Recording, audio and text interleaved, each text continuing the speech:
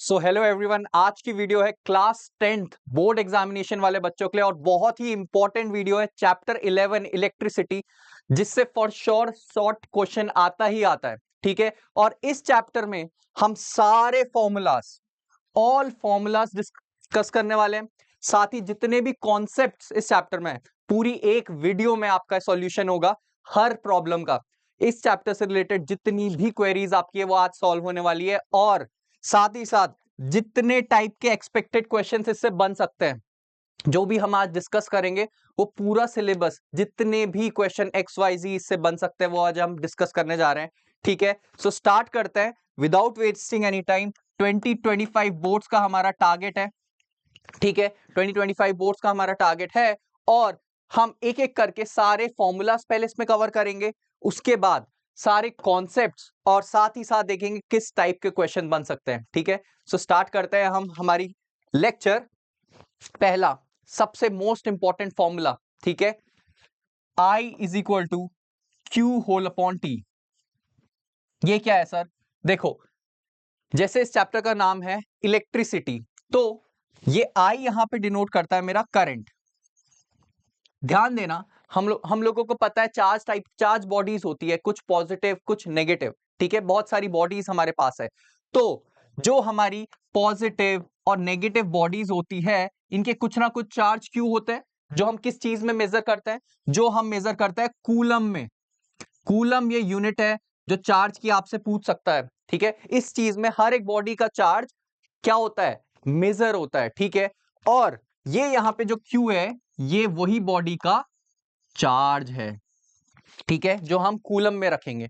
Right, अब क्या होता है जब ऐसी ये चार्ज बॉडीज आसपास बहुत सारी है, वो कैसे चार्ज होती है, क्यों चार्ज होती है, उस पर हम नहीं जाएंगे, बट चार्ज बॉडीज आसपास बहुत सारी है।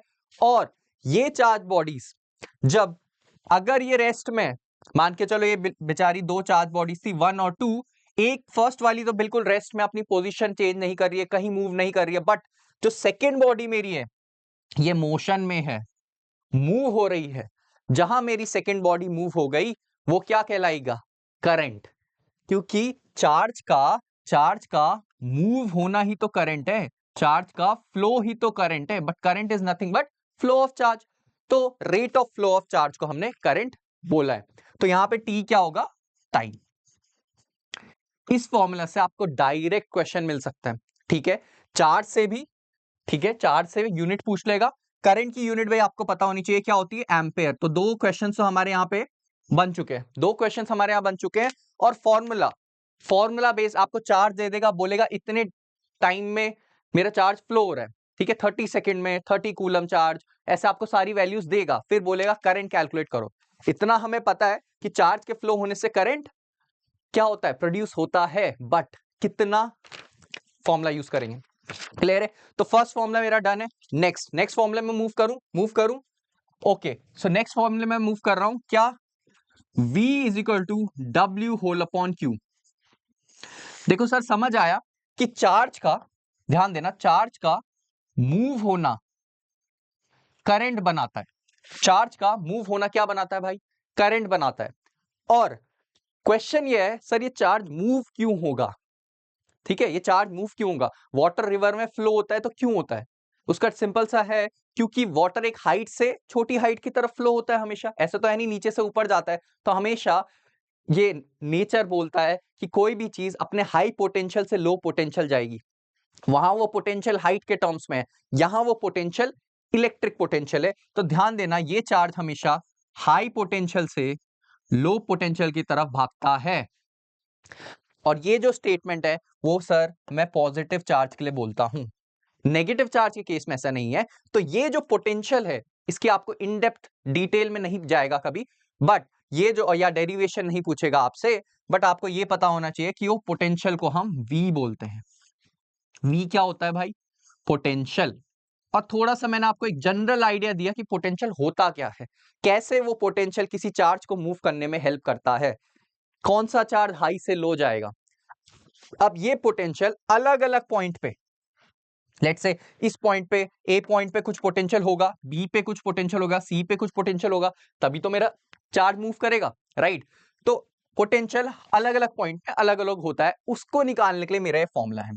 और पोटेंशियल की बहुत ही इंटरेस्टिंग डेफिनेशन है कि पोटेंशियल क्या होता है। पोटेंशियल एक्चुअली में वर्क है।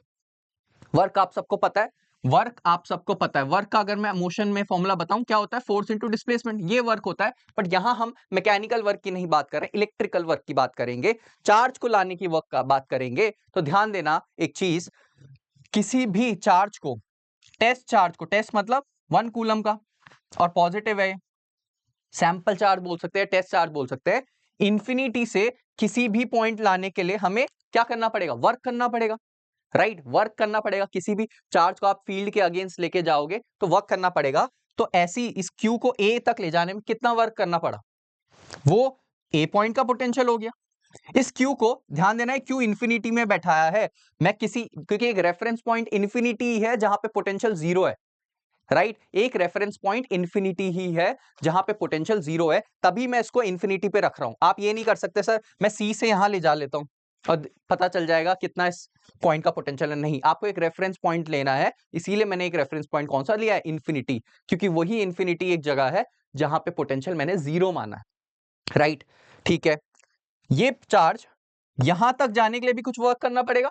हाँ सर, वर्क करना पड़ेगा, चार्ज को मूव करने के लिए हमें वर्क करना पड़ता है, क्योंकि फील्ड के अगेंस्ट आप उसको फोर्स लगा के आगे लेके जा रहे हो। तो वो इस पॉइंट का पोटेंशियल हो गया, यहां तक का वो इस पॉइंट का पोटेंशियल हो गया।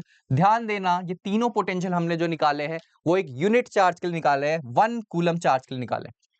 क्लियर है, 1 कूलम चार्ज के लिए निकाले हैं। तो मैं जरा पेन का कलर चेंज कर दूं और आपको बताऊं तो ये जो पोटेंशियल है, ध्यान देना, ये जो पोटेंशियल है उसका हमने बेसिक आइडिया लिया, डेफिनेशन भी ली कि work done in bringing a unit test positive charge, unit Q 1 coulomb, test positive charge, positive भी है, ठीक है, ध्यान रखना, from infinity to any point is potential of that point. Simple था, ठीक है सर, सिंपल है। और ये पोटेंशियल है, वर्क क्या, जितना आपने वर्क करा कुछ ना कुछ तो करोगे। अब ये हमने यूनिट चार्ज के लिए डिफाइन करा था ना, इसीलिए हम वो चार्ज जिसका आपको पोटेंशियल, जिसके लिए मतलब जो आप लेके आ रहे हो उसको, उसकी वैल्यू आप यहाँ पे रखोगे, चार्ज। और क्या होती है यूनिट, अभी पढ़ा सर, कूलम होती है, याद रहेगा, ठीक है, याद रहेगा, ठीक है। और पोटेंशियल क्या होता है, V, ठीक है, यूनिट क्या, वोल्ट, वोल्ट, ठीक है, यूनिट क्या है, वोल्ट। यहीं से जो बैटरी सेल्स आप लोग यूज करते हो उसका कॉन्सेप्ट पोटेंशियल से ही निकल के आता है। और तीसरा क्या था, वर्क, वर्क की यूनिट बताएंगे आप लोग, जूल। क्लियर है, सेकंड फॉर्मूला, सेकंड फॉर्मूला से बेस कैसे क्वेश्चन आएंगे, यूनिट्स भी डिस्कस हो रही है और साथ ही साथ कॉन्सेप्ट और डेफिनेशन भी डिस्कस हो रहा है। कुछ भी आपको अगर कॉन्सेप्ट आता है तो कैसे भी वो क्वेश्चन बनाए, यूनिट से रिलेटेड बना दे, फॉर्मूला दे दे, न्यूमेरिकल दे दे, क्योंकि वो कहीं से भी कैसा भी क्वेश्चन दे सकता है। बट अगर आप यहाँ पे समझ के जा रहे हो कॉन्सेप्ट तो आप वहां पे बना के आएंगे, ठीक है। नेक्स्ट मूव करूं तीसरा, ठीक है। थर्ड, थर्ड हमारे पास में इतनी बड़ी चीज कुछ नहीं है। थर्ड हमारे पास में एक सिंबल्स आपसे कभी कभी पूछ लेता है, सिंबल्स की आप लोग जितने भी यूज कर रहे हो डिवाइसेस, सर्किट में ऐसे टाइप के सर्किट बहुत लोगों ने देखा होगा। ये सर्किट हम लोग यूज करते हैं बहुत बार, इसमें ऐसे की होती है, इसमें ऐसे बैटरी होती है। तो हम कैसे रिप्रेजेंट करते हैं, ठीक है, वो सिंबल वाली आप टेबल जरूर याद करके चले जाना, सिंबल्स वाली टेबल, ठीक है। ये बहुत ही क्या पता पॉसिबिलिटी है और पूछ रहे, एक जो एनसीईआरटी में आपकी टेबल दी है डायरेक्टली आपको उसी का याद करना है, इधर उधर नहीं जाना है, वो टेबल आप याद करेंगे आपका काम बन जाएगा, ठीक है। तो ये क्या हो गए दोनों, रेजिस्टेंस, वो बोल देगा भाई ये किस चीज का सिंबल है बताओ, तो वो बोलेगा ये की क्या सिंबल है, ये की क्लोज का सिंबल है, की ओपन का सिंबल है, क्लोज हो गया सर्किट, ठीक है, ओपन क्लोज, ये बैटरी का सिंबल, ठीक है। ये चीजें आपको याद रखनी है। आगे बढ़े, आगे बढ़े सर, जल्दी से आगे बढ़ते हैं, पूरा चैप्टर हमें खत्म करना है, ठीक है, हर एक कॉन्सेप्ट, ठीक है, ठीक है। अब नेक्स्ट आ गया सबसे इंपॉर्टेंट चीज, सबने इसका नाम सुना है, ओम्स लॉ। सर आज समझ के भी चले जाएंगे क्या, देखो मेरे पास एक कंडक्टर है, इसके अंदर फ्री चार्जेस है, मेटल ले लिया मैंने, इसके अंदर फ्री चार्जेस है। सर आपने बोला था एक फ्री चार्ज जब मूव करता है ना, ये चार्ज जब मूव करता है तो क्या प्रोड्यूस होता है भैया, करंट प्रोड्यूस होता है। करंट का formula sir Q by T, जहां से हमने शुरुआत करी आज की वीडियो की, ठीक है। और ये मूव होना तो करंट है, और सर ये मूव तभी करेगा अगर एक जगह आपने पोटेंशियल दिया है, दोनों एंड्स में आपको पोटेंशियल तो देना पड़ेगा, इसके दोनों पॉइंट्स में पोटेंशियल होंगे। यही बात ओम ने करी है, कॉन्सेप्ट देखो सेम रहेगा, यही बात ओम ने करी थी। ओम ने बोला आप जितना पोटेंशियल बढ़ाते जाएंगे, पोटेंशियल का डिफरेंस दोनों पॉइंट पे बढ़ाते जाएंगे, एक जगह बहुत हाई कर दिया, एक जगह बहुत लो कर दिया, ठीक है, पोटेंशियल एक जगह 100 वोल्ट है, एक जगह 5 वोल्ट है, कितने का डिफरेंस है।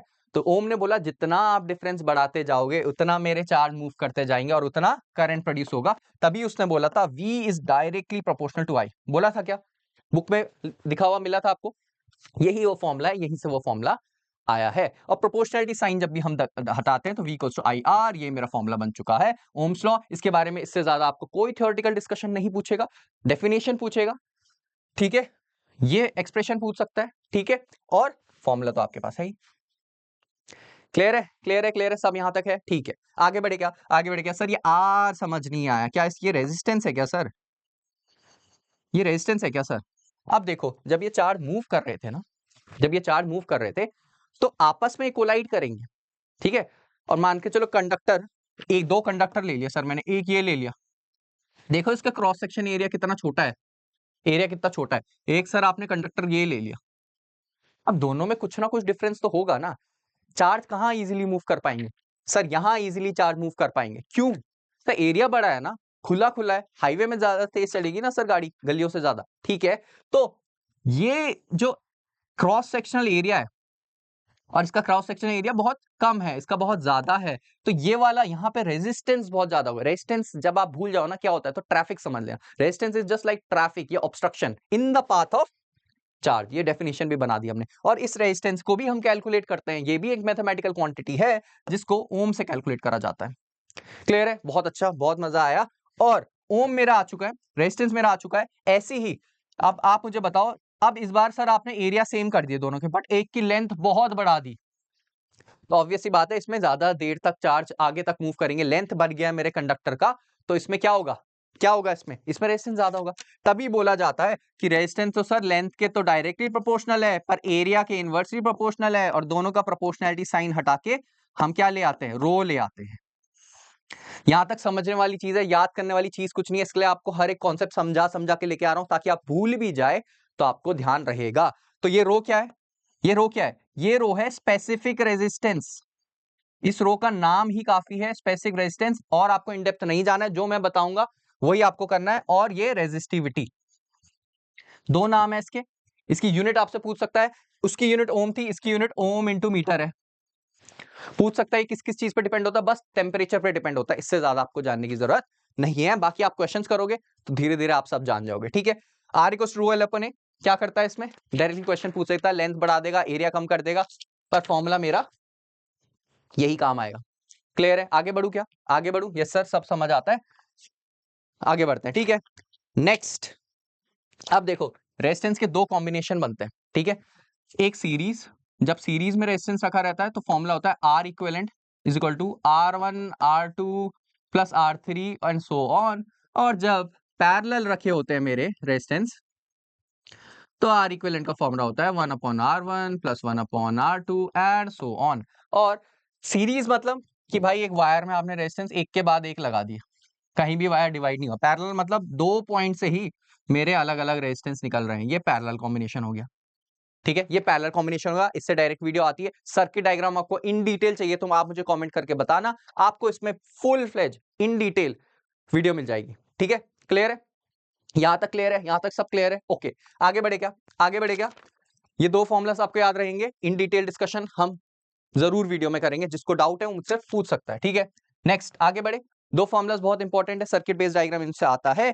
नेक्स्ट हम बहुत ही करीब है अपने चैप्टर को खत्म करने के लिए। नेक्स्ट फॉर्मुला क्या बोलता है भाई, हीटिंग इफेक्ट का। अब देखो हीटिंग इफेक्ट जानने से पहले आपको एक चीज समझनी होगी, क्या आपने ये फॉर्मूला याद है आपको पोटेंशियल का, हाँ सर याद है, यही हमने सेकंड फॉर्मूला पढ़ा था आज की क्लास का, W होल अपॉन Q। ध्यान देना, work is a type of energy, यहीं से मैं इलेक्ट्रिकल एनर्जी लेके आने वाला हूं आज।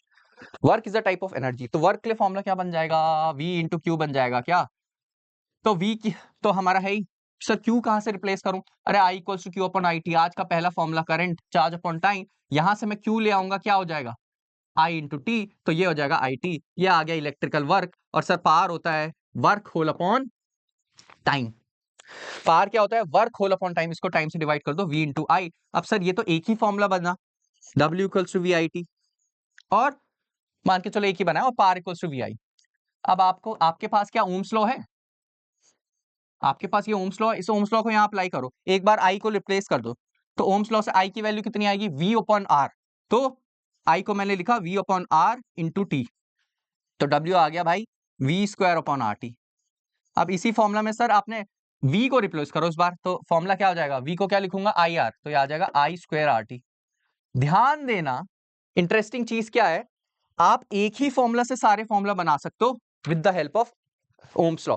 अलग अलग कोई भी रटेगा नहीं, याद नहीं करेगा ये फॉर्मूला, और ये फॉर्मूला भी क्या याद करना है, ये फॉर्मूला तो सर यहीं से आ जाता है ना, ठीक है, समझ आता है आपको, समझ आता है, कोई कंफ्यूजन नहीं है, सब क्रिस्टल क्लियर है, ठीक है, आप कर सकते हो। और ये फॉर्मूला सेम आप P इक्वल्स टू VI के साथ भी करोगे। अब ये जो आई स्क्वायर आर टी है, ये पोटेंशियल नहीं है, ये क्या है, एनर्जी है, इलेक्ट्रिकल एनर्जी। ये जो आई स्क्वायर आर टी है, यही मेरा क्या होता है, हीटिंग इफेक्ट। आपसे पूछेगा भाई एक वायर है, एक वायर है, ठीक है, इसमें 2 घंटे से 2 आवर्स से करंट फ्लो हो रहा है 2 एम्पेयर का, रेजिस्टेंस इसका कितना है 4 ओम, ठीक है, रेजिस्टेंस 4 ओम है, 2 घंटे से 2 एम्पेयर करंट जा रहा है, बताओ कितना हीट प्रोड्यूस हुआ। आई की वैल्यू रखोगे 2, आर की वैल्यू रखोगे आर, टाइम की कोई भी वैल्यू 2 आवर्स नहीं रखेगा, टाइम की कोई भी वैल्यू 2 आवर्स नहीं रखेगा, क्योंकि हम जब यूनिट रखते हैं सारी अपने फॉर्मूलाज में जितने आज डिस्कस हुए हैं एसआई यूनिट में। आई होप आधे बच्चों को ये बात पता है, 2 आवर्स को आप यहाँ 120 सेकंड लिखोगे। क्लियर है, क्लियर है, क्लियर है क्या, क्लियर है क्या, इलेक्ट्रिकल पावर भी खत्म हुआ क्या, दोनों की यूनिट, वर्क की यूनिट जूल होती है, ठीक है, तो जूल, पावर की यूनिट वॉट होती है, वर्क की तो जूल, सबको पता है ना, मैकेनिकल वर्क भी करते हैं, पावर की क्या होती है, वॉट।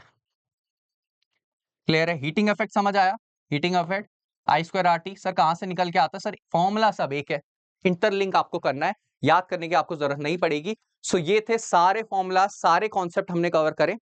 आपको इससे रिलेटेड कोई भी डाउट है आप कमेंट कर सकते हो, आपको बहुत ही जल्दी रिस्पांस मिलेगा। किसी टॉपिक में, पर्टिकुलर टॉपिक में, इस चीज में जो आपको समझ नहीं आया, उसका डिटेल एक्सप्लेनेशन चाहिए, उसके लिए भी आप कमेंट कर सकते हैं, ठीक है। सो तब तक के लिए study hard, take care, bye bye.